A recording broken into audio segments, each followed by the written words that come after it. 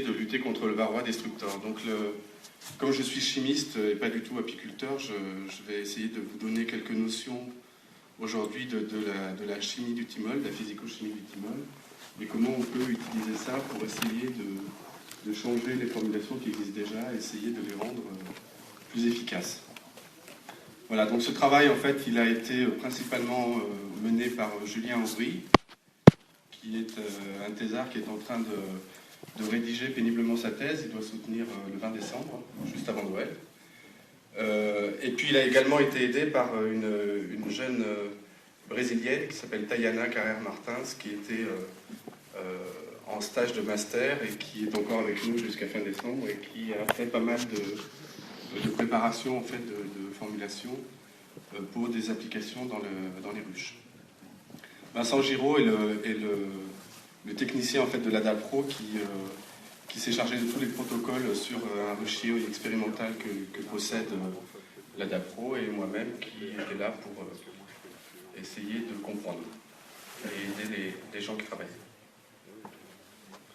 Alors le cadre de l'étude, en fait, comme je vous disais, je ne connaissais pas du tout l'apiculture il y a 3 ans.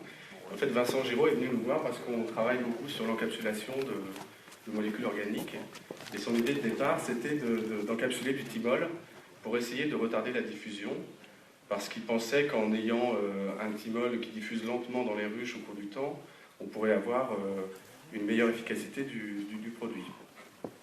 Donc on est parti sur ce concept-là. On a donc mis en place une thèse avec l'aide de la région Languedoc-Roussillon du CNRS. Et puis on a eu également un financement du programme communautaire pour l'apiculture pour pouvoir mettre un peu de beurre dans les épinards et payer toutes les expérimentations qui étaient faites sur les ruchiers. Donc ça, c'était le point de départ. Vous allez voir au cours de mon exposé qu'en fait, on n'a pas du tout fait ça, mais qu'on a fait des choses qui peuvent peut-être être utiles pour vous aujourd'hui. Donc j'ai redéfini les objectifs par rapport à tout le travail qui a été fait pendant ces 3 ans. Et en fait, ce qu'on a réellement essayé de faire, c'est de comprendre comment le thymol diffuse dans les ruches, à quelle vitesse, sous quelle forme il est en fait au départ, sous quelle forme il se vaporise ou il se sublime. À partir de ça, on a essayé de produire d'autres formulations, toujours sur un concept plus ou moins bio, c'est-à-dire essayer d'éviter tout autre produit chimique non naturel, essayer de se cantonner à l'utilisation du thymol, ce qui n'est pas évident. Et puis on était parti sur un concept simple qui était que on ne voulait pas d'affaires financières dans le projet, donc tout ce qui était fait devait être reproduit ou reproductible par un apiculteur pour qu'il puisse le faire chez lui. Donc toutes les formulations qui nécessitaient des appareils technologiques un peu poussés, on a laissé tomber et on s'est vraiment cantonné à des expérimentations les plus simples possibles pour que tout le monde puisse bénéficier de ces traitements-là. Bon, vous verrez qu'en fait c'est plus compliqué que ça et qu'il va quand même falloir passer par des appareils un peu compliqués pour réussir à innover. Alors les acteurs, vous les connaissez sûrement mieux que moi. Donc le varroa destructor, qui est un acarien parasite des abeilles, le plus mauvais fléau, on va dire, des abeilles en ce moment, qui attaque les larves du couvain et qui est également un vecteur de virus des abeilles. Il y a eu une publication récente, une revue qui explique tout à fait bien comment le varroa agit sur les ruches et comment il est éliminé, quels sont les traitements qui sont utilisés actuellement pour l'éliminer. Donc comme vous le savez, le varroa a tendance en fait à se greffer sur les larves à l'intérieur des cellules. Lorsque la cellule est operculée, il va proliférer. Lorsque les cellules sont ouvertes, le varroa en fait se greffe sur les abeilles et diffuse au sein de la ruche comme ça et prolifère de cette façon-là. Alors le thymol, c'est une molécule chimique. C'est en fait la structure est donnée ici. C'est une molécule qui est relativement simple pour un chimiste. C'est un phénol qui est contenu naturellement dans l'huile de thym en fait et dans d'autres huiles essentielles. Alors la plupart du temps, le thymol qui est utilisé aujourd'hui par les apiculteurs est synthétique, mais c'est la même structure chimique. C'est vendu sous forme de cristaux incolores qui sont relativement peu solubles dans l'eau mais qui sont assez solubles dans des phases organiques. C'est une molécule qui est très volatile et qui va en fait diffuser dans les ruches par sublimation. Je reviendrai un peu sur ces concepts-là de chimie simple après. Et puis, ça fait quand même un moment que cette molécule est utilisée. Je ne sais plus quelle est la première étude qui a été publiée. Je pense que c'était dans les années 95, quelque chose comme ça. Ça fait 15 ans qu'elle est utilisée et on ne remet pas en cause le fait que c'est la molécule dite naturelle la plus efficace pour lutter contre les varrois aujourd'hui. Alors de ce fait-là, il y a plusieurs formulations sur le marché qui ont une autorisation de mise sur le marché, qui sont considérées comme des traitements bio. J'en décris ici simplement 3, mais je pense qu'il y en a plus que ça. Donc vous avez l'Apilife VAR, qui est en fait une vermiculite qui est imprégnée de différentes molécules dites naturelles, issues d'huile essentielle, du thymol, de l'eucalyptol, du menthol et du camphre. Donc vous avez un exemple ici de cette vermiculite. La vermiculite, c'est le matériau qui est utilisé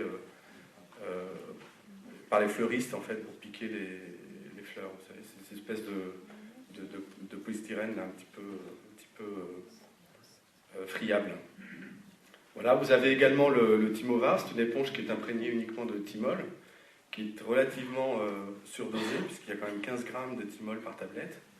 Donc à chaque fois, cela nécessite entre 2 à 3 applications dans les ruches, une application par semaine pendant 2 ou 3 semaines. Vous voyez que les doses de thymol qui sont insérées dans les ruches sont assez importantes, hein, ça va de 15 grammes jusqu'à parfois 45 grammes.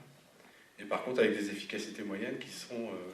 Alors ça, ce sont des efficacités qui ont été en fait rapportées par l'association de l'ADAPRO et par l'association équivalente de la région Rhône-Alpes, je ne sais plus comment ça s'appelle, je crois que c'est l'ADAPI, et où ils ont fait plusieurs essais pendant plusieurs étés, où ils ont montré qu'il y avait quelques variations, mais que globalement, ça tournait autour des 90% d'efficacité. Donc la Piguard, c'est un gel dit intelligent, en fait, qui est imprégné de thymol. Alors pourquoi on appelle ça un gel intelligent ? C'est parce qu'il est revendiqué comme étant capable de se dilater lorsque la température augmente, ou au contraire de se dilater lorsque la température diminue, ou de se contracter, voilà, merci, quand la température augmente, et cela permet normalement une diffusion plus ou moins contrôlée du thymol. Voilà, donc ce sont les 3 formulations qui sont vendues et utilisées principalement. En fait, les apiculteurs professionnels de la région Languedoc-Roussillon utilisent une autre sorte de traitement que peut-être vous utilisez vous aussi. C'est une technique fait maison, c'est la technique au carton. Donc, je ne sais pas si vous connaissez cette technique. Elle consiste en fait à prendre des cristaux de thymol, à les mettre dans une quantité équivalente d'éthanol, d'alcool éthylique. Vous prenez des cartons alimentaires qui sont fournis par une société, vous plongez ces cartons 10 minutes dans cette solution-là. Ensuite, vous laissez évaporer l'éthanol. Lorsque vous voyez que vos cartons ont l'air sec, vous les mettez en fait en haut sur la tête du cadre des ruches. Donc, vous avez un exemple ici de 2 cartons qui sont mis sur les cadres de ruches. Donc il y a eu plein d'essais qui ont été faits avec ces cartons-là. Généralement, les gens ont remarqué qu'il y avait à peu près 5 grammes de thymol qui étaient absorbés par carton. Donc 2 cartons, ça fait à peu près 10 grammes. Et puis on fait généralement 2 ou 3 applications par semaine. Et on arrive généralement à des taux d'efficacité qui sont meilleurs que les produits du marché. Ça dépasse les 95%, en tout cas dans le sud. Après, dans les autres régions, je ne sais pas, mais dans le sud, ça marche très bien, parce que les températures sont assez élevées en fin de l'été. Et alors, quand on avait vu Vincent Giraud, donc de l'ADAPRO, nous avait expliqué son rendu visuel, en gros, sur ce qui se passait était le suivant. On avait ce film-là de thymol plus éthanol sur le carton. Lorsqu'on évapore l'éthanol, on a des cristaux qui se forment. Et lorsqu'on met ces cartons dans la ruche, en fait, on a une évaporation très rapide du thymol. Et puis ensuite, on a une évaporation plus lente au cours du temps. Et donc c'était le concept de départ sur lequel on était parti. En fait, ils ne savaient pas à quelle vitesse ça diffusait, ils ne savaient pas pourquoi ça diffusait plus vite au début, moins à la fin, etc. Donc l'idée c'était d'essayer de comprendre ça pour voir si on pouvait faire mieux ou différemment. C'est ce que je vais vous expliquer maintenant. Parce qu'en fait, cette technique, elle marche très bien, mais il y a quelques désavantages quand même. C'est qu'en fait, quand on diffuse trop de thymol, les abeilles n'aiment pas. Donc déjà, elles ont tendance à prendre sur leur stock de nourriture pour pouvoir survivre. On observe généralement un arrêt ou en tout cas une diminution de la production de couvain. Il y a parfois un manque de reproductibilité d'une année sur l'autre, d'une région sur une autre. Ça peut être des reproductibilités, un manque de reproductibilité très important. Hein. On peut avoir parfois que 70% d'efficacité, ce qui est absolument rédhibitoire pour conserver la ruche lors de l'hivernage. Et puis alors dans les cas vraiment les plus extrêmes, quand il fait vraiment très chaud et qu'il y a beaucoup de thymol qui part, on peut observer la désertion de la colonie ou alors la mortalité des nymphes. Mais bon, ça n'arrive quand même pas très souvent.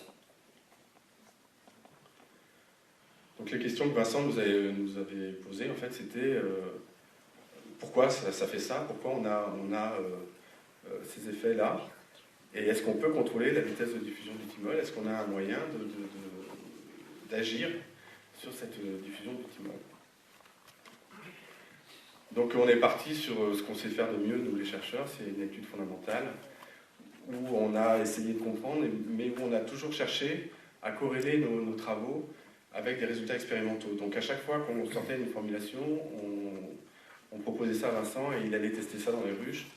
Et il revenait souvent la mine dépitée, des fois il était un peu joyeux parce que ça avait un peu marché, pas tout le temps, hélas.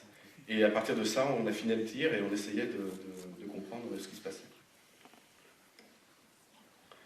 Donc c'est une approche académique. Donc voilà à peu près le plan de ce que je vais vous présenter. Donc il va y avoir un peu de chimie, prenez pas peur, hein, je vais essayer d'être le plus didactique possible, le plus lent possible. Donc d'abord quelques notions sur la physico-chimie du thymol.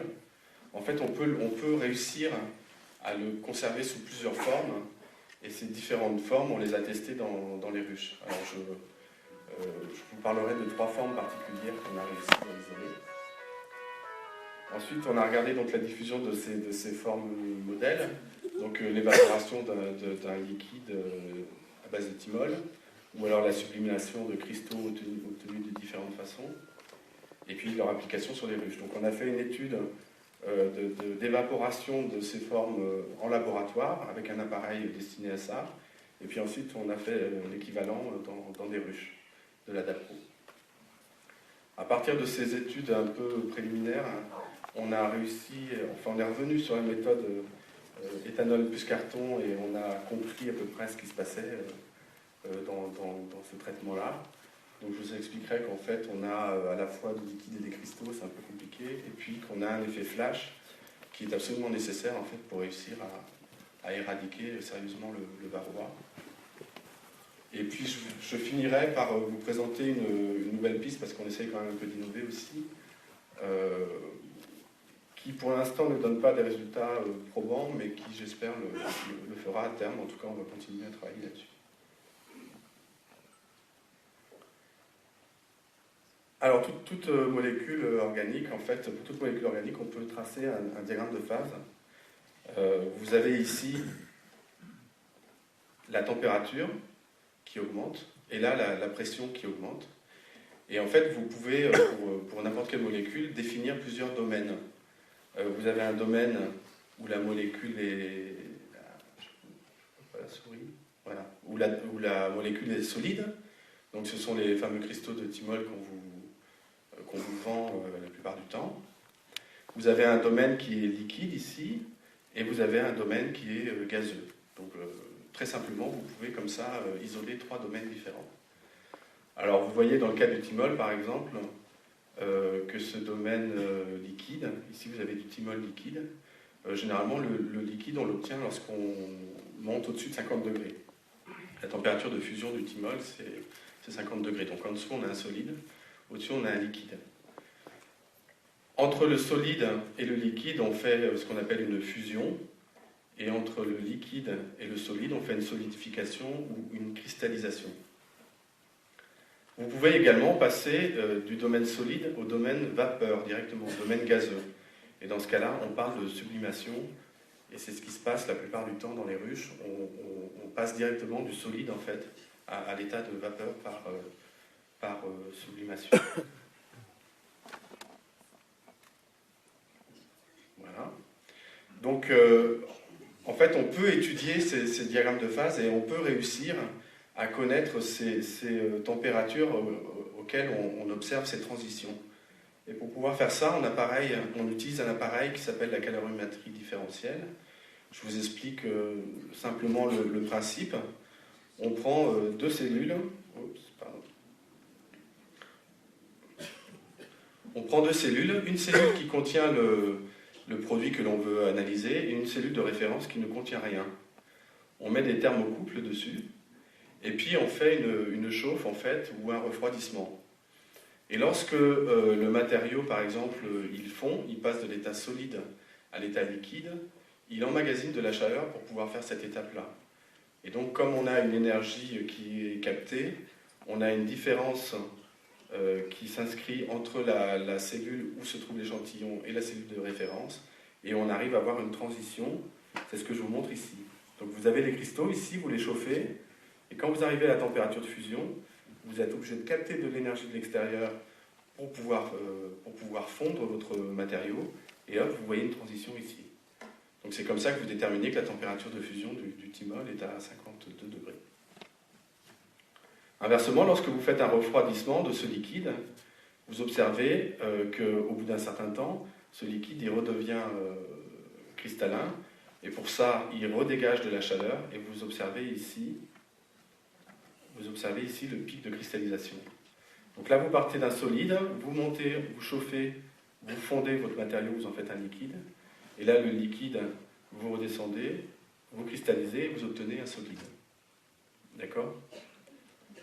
En fait, ce que vous voyez ici très bien, c'est qu'entre la température de fusion et la température de cristallisation, vous avez un domaine de température qui est très très large. Et en fait, dans ce domaine de température, vous êtes capable de garder le thymol sous forme de liquide si vous vous débrouillez bien. C'est-à-dire que normalement, à température ambiante, le thymol est sous forme cristalline, mais si vous utilisez des conditions un peu particulières, vous arrivez à le stocker sous forme de liquide.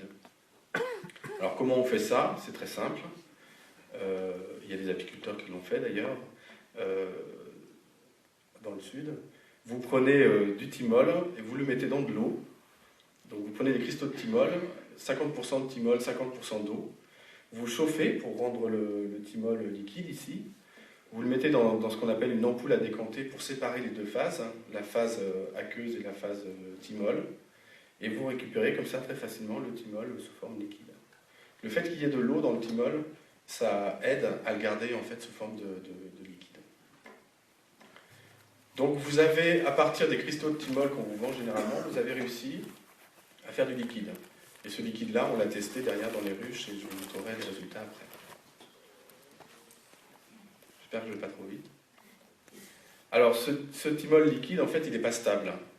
C'est un peu son problème, c'est que s'il voit la moindre trace de cristal qui traîne, il recristallise. Parce qu'il n'est pas dans sa forme la plus stable, quoi.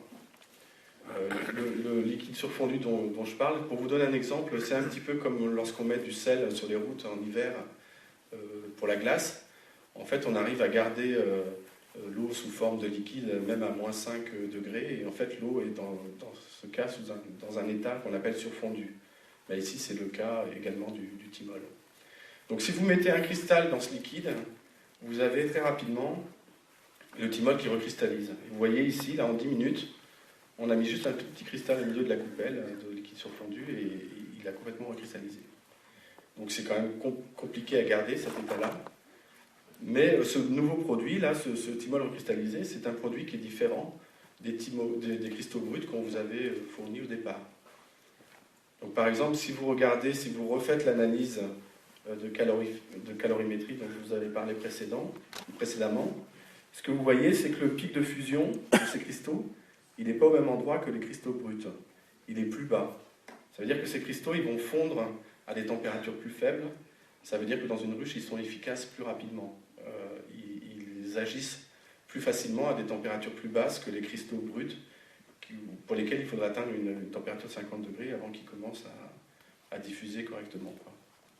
Vous voyez également que le pic de cristallisation est déplacé, mais bon, ça c'est pas très intéressant. Vous voyez ici que le pic de fusion a bougé. Donc on se retrouve finalement avec trois formes de thymol différentes. Ce sont des variations autour du thymol que j'avais mis dans le titre original. Les cristaux bruts de départ, le thymol liquide surfondu, et puis le thymol recristallisé à partir du thymol liquide. Alors on s'est demandé si les cristaux qu'on avait formés par recristallisation, ils étaient différents en structure cristalline des produits de départ. Donc pour ça on a fait plusieurs analyses qu'on a l'habitude de faire au laboratoire. Donc là je ne vais pas rentrer dans le détail parce que ça va compliquer sans présenter vraiment l'intérêt. Ce que je peux vous dire simplement, c'est qu'en diffraction des rayons X, on a observé que les cristaux de départ et les cristaux recristallisés, c'était la même structure cristalline. En microscopie optique, on a observé les cristaux bruts et puis les cristaux cristallisés. Bon, on a fait des belles images, on n'a pas vu de différence flagrante. Et on est même allé très très loin dans la caractérisation. On a utilisé des techniques de microscopie dite électronique. Et on voit qu'entre les cristaux bruts et les cristaux recristallisés, encore une fois, on n'a pas de différence de morphologie extraordinaire. Les bruts, ils ont tendance à former des petites plaquettes, alors que le recristallisé n'a aucune forme, mais bon, globalement, ça revient au même. Bien que le pic de fusion, quand même, soit décalé, et c'est ce qui fait la différence entre les deux formes. Alors ensuite, ce qu'on a fait, une fois qu'on avait ces formes-là, on a voulu regarder comment elles sublimaient ou comment elles s'évaporaient au cours du temps. Alors pour ça, on utilise un autre appareil qui s'appelle l'analyse thermogravimétrique, dont je vous explique le principe rapidement. Ce que vous faites, vous prenez un échantillon que vous mettez dans une coupelle, et cette coupelle, en fait, elle est reliée à un poids, et vous faites encore une fois une rampe de température. Donc vous élevez, soit vous faites une rampe de température, soit vous faites une isotherme, vous placez une température donnée, et vous regardez en fait la variation du poids au cours du temps. Au fur et à mesure que votre produit s'évapore, le poids dans la coupelle diminue, et vous pouvez comme ça avoir un suivi de l'évaporation de votre produit au cours du temps. C'est ce que je représente ici. Donc ici vous avez la quantité de thymol évaporé, c'est le cas du liquide je pense, en fonction du temps. Donc vous voyez qu'au fur et à mesure, donc là on s'est placé à 40 degrés typiquement, vous voyez qu'au fur et à mesure du temps, vous avez votre thymol qui s'évapore gentiment. Et donc vous pouvez faire au laboratoire l'équivalent de ce que vous pourriez obtenir dans les ruches. Alors ça c'est la quantité qui est évaporée au cours du temps, et puis là j'ai représenté en bleu la dérivée de cette courbe, c'est-à-dire ça représente la vitesse à laquelle ça s'évapore. Et ce qu'on voit, c'est qu'au tout début, ça s'évapore très vite, et après, ça s'évapore lentement. Et la raison pour ça, c'est qu'au départ, la cellule, elle est saine, il n'y a rien dedans, donc le thymol s'évapore très vite. Et lorsqu'on sature en fait la cellule en thymol, et bien dans ce cas-là, la vitesse d'évaporation reste constante, elle ne dépend plus du produit qu'on utilise. Donc quand on veut regarder réellement ce qui se passe, on s'intéresse au début de la courbe. J'ai besoin de mettre en place toutes ces notions pour vous expliquer après ce qu'on a obtenu dans les ruches. Je suis désolé, c'est un peu laborieux. Mais... Alors voilà ce qu'on obtient. Voilà les profils d'évaporation des produits en fonction du temps. Donc vous voyez que le thymol brut, en fait, il s'évapore très lentement, de façon très linéaire. Le thymol recristallisé à 40 degrés, lui, il va plus vite. Il y a un petit saut au départ et puis après ça devient assez constant. Et le thymol liquide, le thymol diamorphe, lui, il ne sublime pas, il s'évapore. Lui, c'est le plus efficace. Il s'évapore très très vite au départ et puis la vitesse d'évaporation est toujours plus grande. Donc on est parti du principe que si on voulait avoir un système qui soit efficace, qui aille très vite, il fallait mettre du thymol liquide dans les ruches et on aurait une chance d'avoir une vitesse d'évaporation très rapide et donc d'avoir une efficacité très grande. Alors c'est ce qu'on a fait. Je vous présente juste avant le protocole qu'on utilise pour les ruches, pour pouvoir regarder l'effet des formulations. Donc généralement, Vincent sélectionne les ruches qui sont les plus saines, entre guillemets, et celles qui contiennent a priori le plus de varroa. Donc ils ont une technique qui consiste à regarder un petit peu la mortalité naturelle, et en fonction du nombre de varrois qui tombent, ils sont capables de dire si la ruche contient beaucoup de varrois ou pas. Donc il y a une première semaine où ils se contentent de regarder la mortalité sans traitement, et puis ensuite on fait 3 traitements à une semaine d'affilée, et ensuite on fait des traitements de contrôle. Alors les traitements de contrôle, ils sont faits à la mitrase, avec une technique AE qui a l'air très particulière, qui n'est pas celle qui est conseillée par le fournisseur, et qui leur assure qu'à la fin de ces 3 traitements, ils ont 0 varroa dans leur ruche. Bon, je vais passer sur les équations, parce que ça n'a pas grand intérêt. Simplement, ce qu'on peut dire, c'est que l'efficacité, on la mesure comme la mortalité qui est due au traitement par rapport à la mortalité de contrôle, c'est-à-dire cette mortalité-là.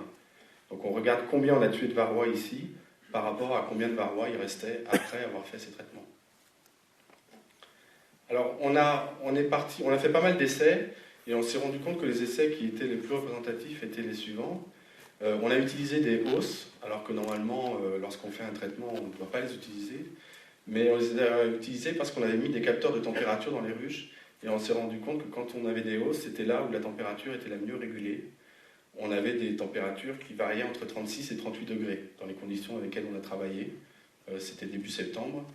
Alors que lorsqu'on ne met pas de hausse, les températures variaient entre 30 et parfois 48 degrés.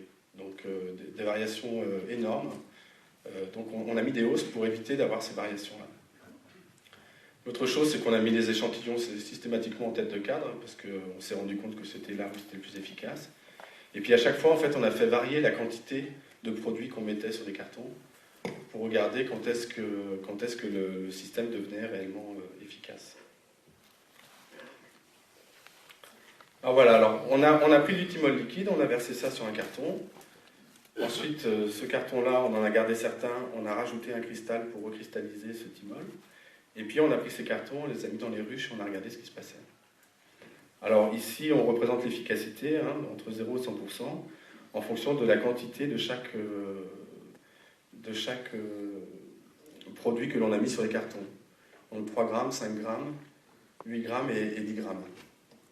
Donc ce que vous voyez, c'est qu'entre l'amorphe liquide et l'amorphe cristallisée, en fait, il faut en mettre quand même une quantité suffisante pour que ça marche. On ne peut pas imaginer, avec ces protocoles-là, réussir à faire quelque chose d'efficace à 3 grammes de thymol. Entre 8 et 10 grammes, c'est relativement constant, bien que parfois pas reproductible, comme ici. Et ce que vous voyez, c'est qu'entre les deux, en fait, on plafonne à 80% d'efficacité. On n'a pas réussi à monter plus haut à ces températures-là. Je précise juste qu'il y a des essais qu'on a fait sans hausse, donc où on atteignait des températures de 45 degrés.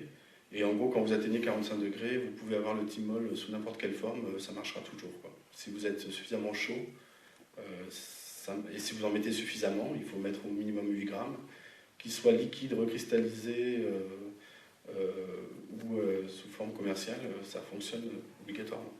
C'est lorsqu'on a des températures plus basses que ça devient compliqué. Alors par rapport à la méthode de carton qui donne toujours 95% d'efficacité, on s'est demandé pourquoi ça marchait moins bien. On avait pris la forme la plus efficace a priori pour diffuser dans les ruches, le thymol liquide, et pourtant on n'a pas des efficacités d'en faire. Alors si on reprend les profils d'évaporation et qu'on regarde, on a fait le même profil d'évaporation pour un carton qui a été préparé par la technique classique thymol-éthanol 50-50, où on a bien laissé l'éthanol partir. Et ce qu'on voit, c'est que quand on regarde les courbes, au début de la courbe, on voit que le carton thymol-éthanol, en fait, il diffuse beaucoup plus que le thymol liquide ou que le thymol recristallisé. Et ce saut-là, il est primordial. Enfin, il est vraiment très, très, très, très représentatif de ce qui se passe dans les ruches. Alors pourquoi? Alors là, c'est la partie la plus délicate. Je vais essayer de vous expliquer pourquoi. Bon, un carton, en fait, c'est à base de fibres cellulosiques. Donc, en fait, ces fibres, comme vous les voyez ici, elles génèrent une surface spécifique, on appelle ça, c'est-à-dire une surface de recouvrement qui est très, très grande. Ça veut dire qu'on peut imprégner ces fibres avec beaucoup de thymol et on va avoir une surface de contact pour la sublimation qui est très importante. Donc ça, c'est déjà un premier point. Le deuxième point, c'est que lorsque on prépare ce mélange thymol-éthanol, en fait, le liquide, il ne diffuse pas au-dessus du carton ou en dessous, il diffuse à travers les bords du carton. Et donc, il diffuse par capillarité, donc et au fur et à mesure du temps, il pénètre de plus en plus à l'intérieur du carton. Donc, vous allez avoir énormément de thymol, vous allez avoir énormément de thymol sur les bords, en fait, et pas beaucoup à l'intérieur. Vous évaporez l'éthanol, et généralement, ce que vous observez, c'est que le thymol qui est liquide, dans ce cas-là, il recristallise très facilement. Et lorsqu'il recristallise, en fait, il ne forme pas des cristaux de la même taille. Au bord, là où vous avez beaucoup de thymol, vous allez former des gros cristaux. Et plus vous allez vers le centre, et plus vos cristaux sont petits. Ils sont tellement petits, en fait, que la température de fusion de ces cristaux change. Plus vos cristaux sont petits, plus la fusion est basse. Et lorsque vous regardez ici les profils de la température de fusion prise au milieu du carton ou au bord, vous n'avez pas le même profil. Au milieu du carton, vous avez un profil de fusion qui varie entre 20 degrés et 50 degrés, alors que sur le bord, vous avez un profil de fusion qui est plus proche des cristaux de départ.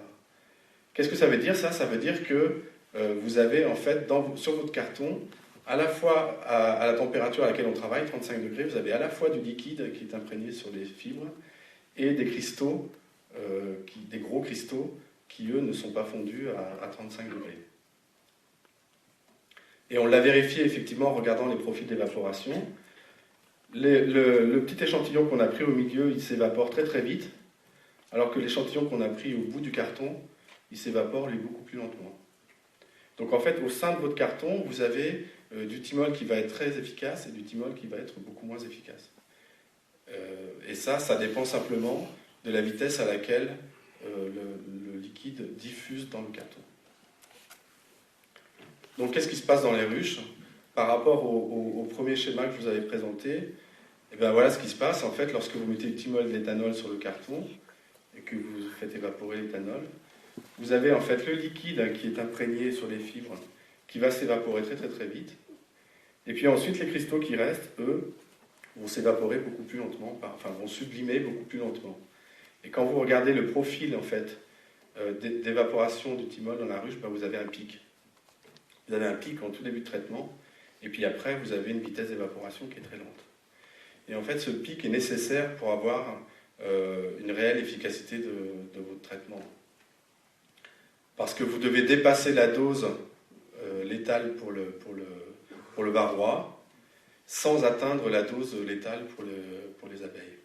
Et toute la finesse de ce procédé tient à ça, c'est réussir à faire un effet flash sans avoir un effet flash trop important qui gênerait les abeilles.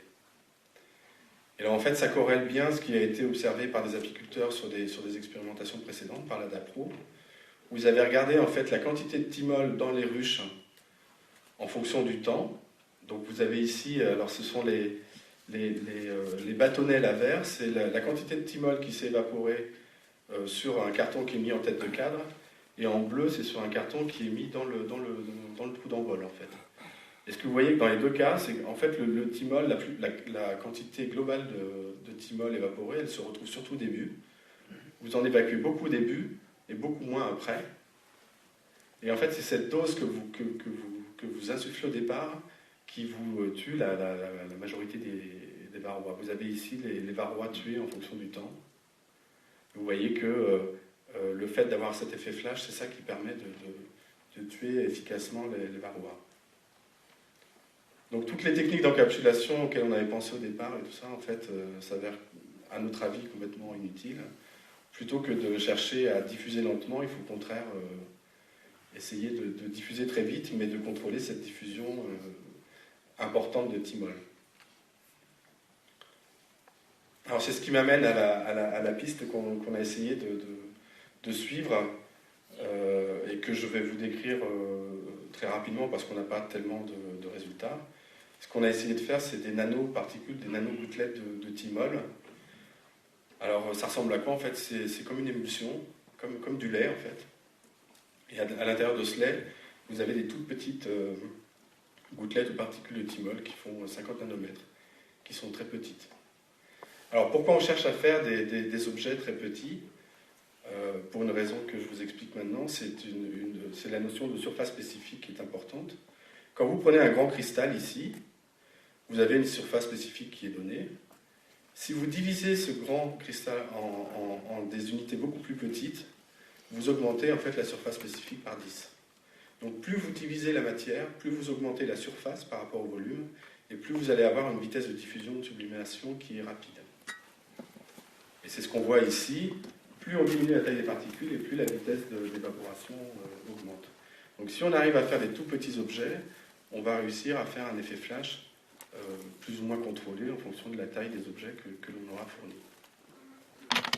Donc, par rapport à la méthode traditionnelle, ce qu'on veut faire ici, c'est préparer des nanoparticules qui vont toutes s'évaporer dès le départ, de façon très rapide, et si possible contrôlée. Donc ça, c'était le concept qu'on avait imaginé. Alors comment on prépare ces émulsions, ce lait? C'est par une technique très simple qu'on appelle effet Ouzo. On prend du thymol, on le met dans de l'éthanol, on rajoute de l'eau avec éventuellement ce qu'on appelle un stabilisant, et puis si on se débrouille bien, on obtient directement un lait. Et ce lait, ensuite, on vire l'éthanol et on obtient donc une émulsion. Et alors c'est basé sur l'effet Ouzo. Pourquoi on appelle ça l'effet Ouzo? C'est parce qu'en fait c'est basé sur le principe du pastis, comme l'ouzo. Quand vous préparez un pastis, vous rajoutez de l'eau dans votre verre, ça forme un trouble et en fait ce trouble c'est une émulsion. Donc on utilise le même concept pour faire des émulsions de thymol. Alors on a traité des ruches. Alors le problème qu'on a avec cette technique, alors ça tout le monde peut l'utiliser, parce que tout le monde sait faire un pastis chez soi, donc on peut faire la même chose avec le thymol. Le seul problème c'est que généralement on obtient des émulsions qui sont très diluées. La quantité de thymol qu'on a dans ces émulsions est très faible. Vous voyez ici, et pourtant on a forcé la mule, hein, on arrive péniblement à 1 gramme de thymol dans nos échantillons. Bon, on les a quand même testés, donc là on avait 0,8 grammes en fait on a fait un spray en fait sur tous les cadres dans la ruche, et puis il y a d'autres formulations où on a imprégné une éponge de cette émulsion-là, qu'on a mis en tête de cadre et on a regardé ce qui se passait. Alors là, on utilise un stabilisant qui n'est pas un stabilisant bio, mais on peut très bien utiliser des produits qui sont issus de jaune d'œuf, par exemple, et qui font l'affaire également. Alors, quand on fait ce traitement-là, on voit qu'on est faible en efficacité, on tourne autour de 35 ou 45%, ce qui est très très loin des 95% de la méthode traditionnelle. Mais ce qu'il faut bien voir, c'est qu'ici, il n'y a qu'1 gramme de thymol qui a été mis dans la ruche. Donc on espère que si on concentre un peu ces émulsions et qu'on passe par exemple à 5 grammes, on arrivera à atteindre le taux de la méthode traditionnelle. Juste pour info, Vincent Giraud traitait en même temps d'autres ruches avec un appareil qui s'appelle le turbovar, où il chauffait du thymol et il en faisait des vapeurs, où il a utilisé également des spores de champignons qui sont connus pour tuer les varrois in vitro, et bon, il n'y avait pas des résultats tellement meilleurs non plus. Donc finalement, on n'était pas si déçus que ça. Voilà, donc j'en arrive à la conclusion. La technique thymol-éthanol reste la plus efficace pour lutter contre varroa. En même temps, elle donne des efficacités supérieures à 95%, donc c'était difficile de faire mieux. On pense qu'on a compris ce qui se passe sur ces cartons. Et donc maintenant, il est possible d'envisager des variations un peu sur le même principe. Donc on a commencé à faire des essais où on change le ratio de départ thymol-éthanol. Au lieu de faire 50-50, on fait 75-25 par exemple. Et ça semble donner des résultats différents sur les ruches. Et puis on voudrait également changer la forme du carton, c'est-à-dire mettre moins de bords pour que le thymol ait plus de mal à diffuser et qu'on ait plein de thymol liquide à l'intérieur qui va s'évaporer rapidement. Bon, les émulsions qu'on fait aujourd'hui sont trop peu concentrées et on n'a pas pu démontrer leur efficacité, bien que 1 gramme permette d'avoir 45% d'efficacité. Et donc, hélas, on va être obligé de faire des formulations maintenant qui demandent des outils qui ne sont pas disponibles chez les apiculteurs.